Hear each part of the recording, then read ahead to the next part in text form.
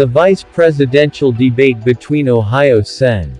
J.D. Vance and Minnesota Governor Tim Walz was something that's become increasingly rare in modern American politics. Normal.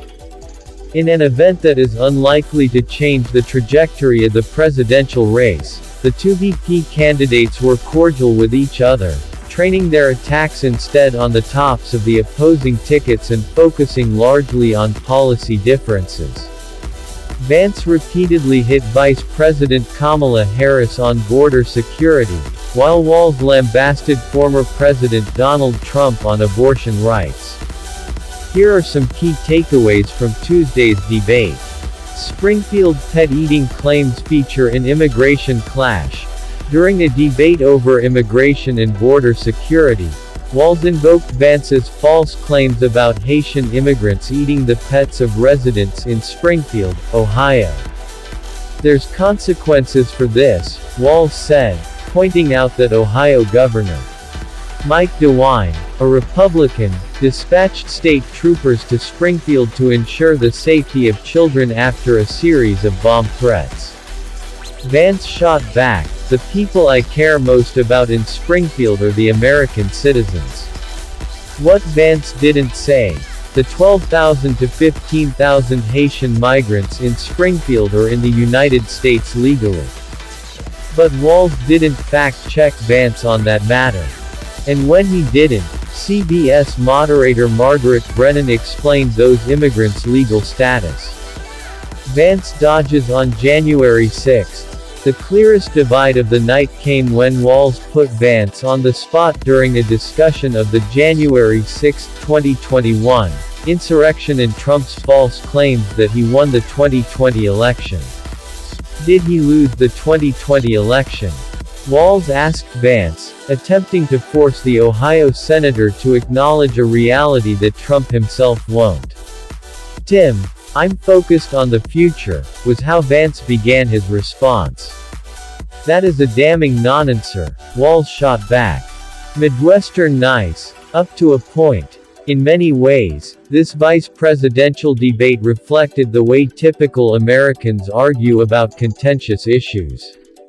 There was no name-calling, few canned zingers and a clear directive for both Vance and Walz not to get personal, unless they were aggressively agreeing that the issues were, in fact, issues. The housing crisis, they agreed, was a crisis. Gun violence, both said, needed to be reduced.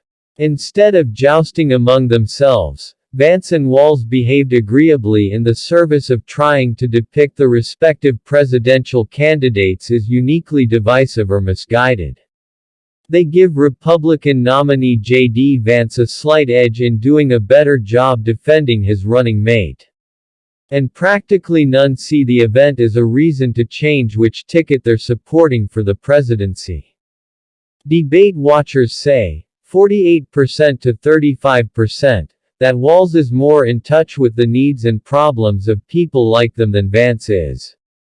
The share who say that both vice presidential hopefuls are in touch with their problems is twice as large as the share who say that neither is, 12% to 6%. Following Tuesday night's debate, viewers say, 48% to 39%, that Walz, rather than Vance, more closely shares their vision for America, with 8% saying that both candidates share their vision, and 5% saying that neither do.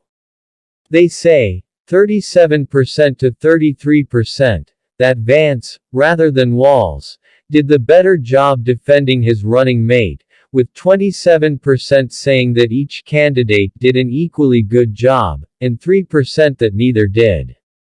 The poll's results reflect opinions of the debate only among those voters who tuned in and aren't representative of the views of the full voting public. Debate watchers in the poll were 3 points likelier to be Democratic-aligned than Republican-aligned, making for an audience that's about 5 percentage points more Democratic-leaning than all registered voters nationally. That's a difference from the audience for the two presidential debates this year, both of which were slightly more GOP-leaning than the potential American electorate overall.